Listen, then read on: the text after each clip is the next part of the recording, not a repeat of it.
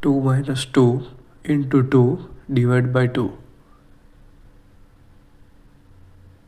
So 2 minus 2 0 into 2 divided by 2 is equal to 0 into 2 2 0 divided by 2 is equal to 0.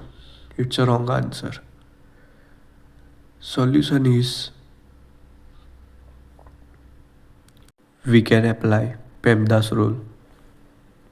So 2 minus 2 into 2 divided by 2 is equal to,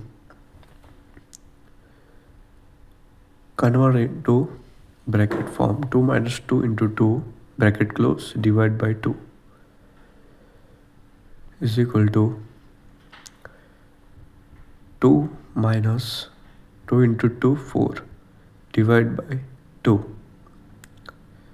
is equal to 2 minus 4 is equal to minus 2 divided by 2. So 2 to cancel is equal to minus 1 is our answer.